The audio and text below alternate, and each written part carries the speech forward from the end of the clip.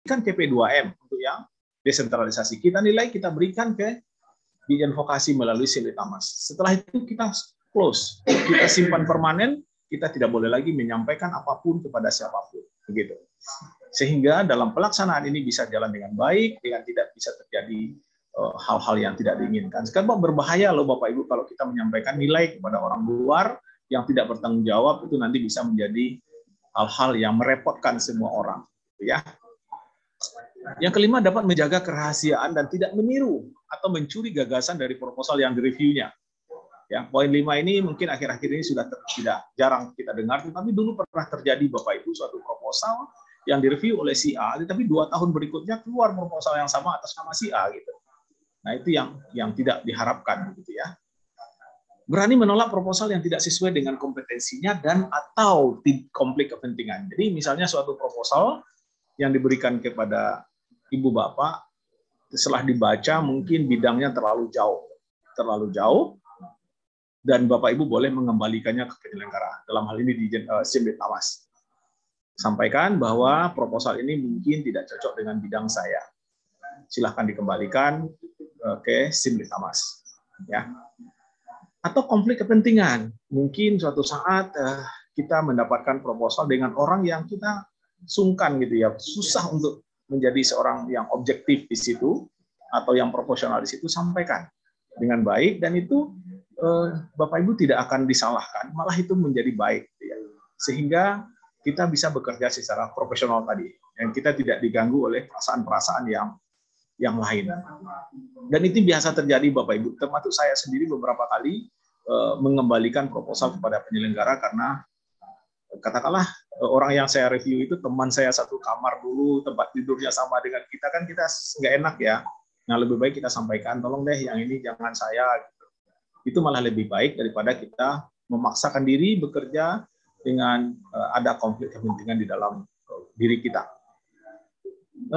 Berani menolak proposal yang tidak sesuai dengan kompetensinya itu juga begini Bapak Ibu. Jadi ada jalan tengahnya. Misalnya Bapak Ibu dikasih proposal 50.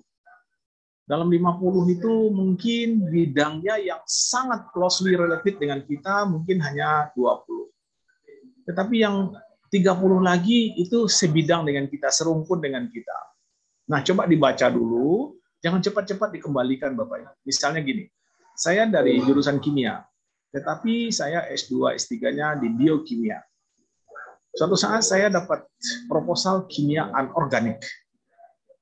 Nah, saya baca itu proposal. Karena kita memang background-nya kimia, mungkin kita masih bisa menilai proposal tersebut.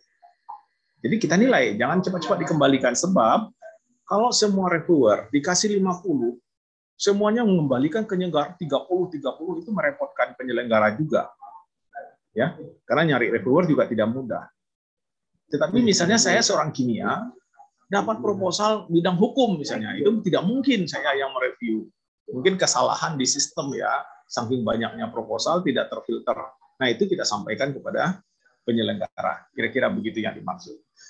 Jangan yang cari yang memang spesifik sekali dengan keahlian kita, sehingga nanti akan terjadi satu proposal, satu reviewer. Aduh, susah juga Bapak Ibu. Ya. Reviewer terbatas. Yang kedua juga satu proposal, satu reviewer, nanti honornya kecil kan ya Bapak Ibu. Baik. Tidak menerima pemberian dalam bentuk apapun yang berkaitan dengan tugasnya sebagai reviewer. Jangan wani piro gitu ya Bapak Ibu ya. Dan ini rawan gitu ya, misalnya terutama pada saat monet gitu ya, monitoring dan evaluasi kepada perguruan tinggi lain. Nah, itu hati-hati di situ kalau kita nanti diberikan dalam bentuk materi gitu yang tidak wajar gitu ya Bapak Ibu ya. Tapi mungkin kalau kita pergi suatu daerah, kita diberikan kerupuk segala macam ya juga tidak elok kalau tidak diterima, ya bolehlah ya. Tapi kalau sudah dalam bentuk materi itu sudah maksud lain ya, nyogok gitu ya, sudah jangan, hati-hati di situ. Tidak mereview proposal yang berada pada skema yang sama dengan yang diusulkan reviewer yang bersangkutan. Artinya begini, Bapak Ibu pada tahun ini karena kita juga dosen, kita juga peneliti, kita mengusulkan penelitian terapan gitu ya, desentralisasi. Pada saat yang sama, EP2M juga memberikan skema yang sama untuk kita direview. Nah, itu sebaiknya dikembalikan Bapak Ibu. Tetapi kalau skema lain boleh, tidak ada masalah. Gitu ya. Jadi jangan masuk pada skema yang sama. Yang nomor 9, menjaga kerahasiaan dan tidak mempublikasikan profesinya sebagai reviewer pada orang yang direview. Ya, ini sering terjadi Bapak Ibu ya. Teman-teman penyelenggara sering lapor juga itu ya, bahwa seseorang lagi mereview tapi menelpon orang yang sedang direview. Maksudnya apa juga tidak jelas, dan itu tidak boleh Bapak Ibu. Dan soalnya nanti itu berbahaya. Kalau lolos bisa jadi fitnah, tidak lolos bisa juga jadi fitnah. Lebih baik kita cukup diam saja sekalaku profesi kita sebagai reviewer, nggak usah dipublikasikan. Yang nomor 10, kebakuan dan tertib administrasi. Ini penting Bapak Ibu dalam mereview. Jadi kalau kita sudah menerima penugasan ini, kalau misalnya diberi penugasan oleh diksi dalam waktu 1 minggu, jangan dibuat molor Bapak Ibu. Karena apa? Karena satu orang molor sehingga terganggu semua sistem, semua aktivitas berikutnya akan terganggu. Sehingga akan mengganggu banyak aktivitas dan berentet. Karena proses proposal tadi ada 8 ya. Mulai dari pengusulan, seleksi, penetapan, pelaksanaan kontrak, itu sudah tanggalnya sudah strict sekali Bapak Ibu. Sebab kalau itu mundur oleh kita beberapa hari, semuanya akan terganggu mundur secara sistem. Nah itu merepotkan semua orang. Oleh sebab itu adalah bahwa kalau kita menerima penugasan itu, dalam batas waktu yang sudah ditetapkan, jangan molor. Ya, jangan molor. Tapi kalau seandainya rasa-rasa kita tidak sanggup, sampaikan di awal bahwa saya pada periode ini tidak bisa menjadi reviewer karena saya punya aktivitas lain. Dan itu tidak ada masalah Bapak Ibu. Itu bukan berarti Ibu nanti akan di blacklist, tidak. Malah itu akan dihargai agar semua bisa berjalan sesuai dengan yang diharapkan, gitu ya. Terakhir, pada saat akan meloloskan proposal, kadang-kadang kita ketemu proposal yang kita ragu apakah ya atau tidak gitu ya, pada poin-poin tertentu. Tentunya kita coba merenung ya dengan diri kita sendiri, atau mungkin berpikir sejenak kira-kira apa yang bisa kita lakukan. Kalau seandainya saya bersedia enggak, atau oke enggak kalau ini terjadi pada diri saya, kira-kira begitu ya, untuk pertimbangan akhir itu. Baik Bapak Ibu yang saya hormati, kita coba lihat apa saja tugas daripada reviewer. Yang pertama, melakukan evaluasi administrasi.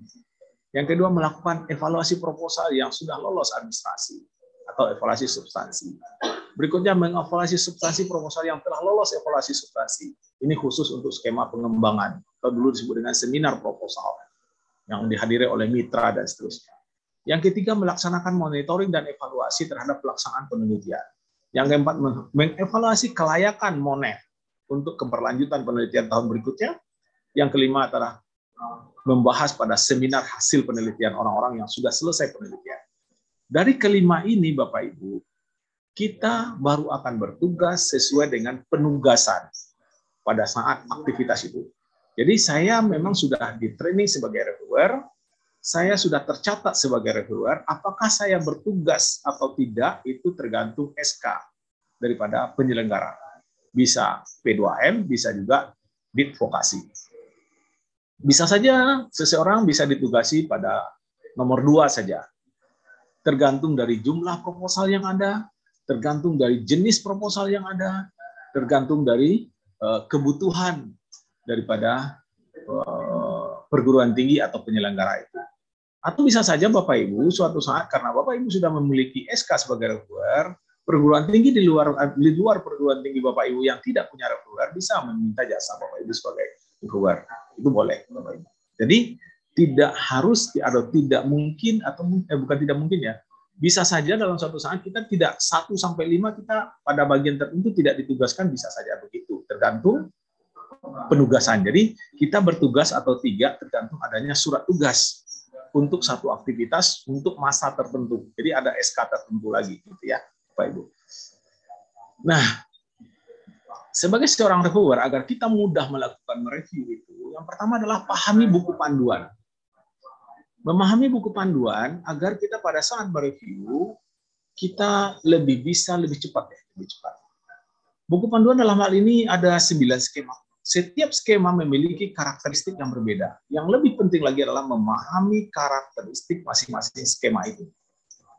Sehingga kalau kita menilai satu proposal, kita sudah paham panduan itu, dan kita sudah paham karakteristik dari skema itu, kita akan lebih mudah menilai. Sebab antara skema satu dengan skema yang lain memiliki tujuan yang berbeda, memiliki karakteristik yang berbeda,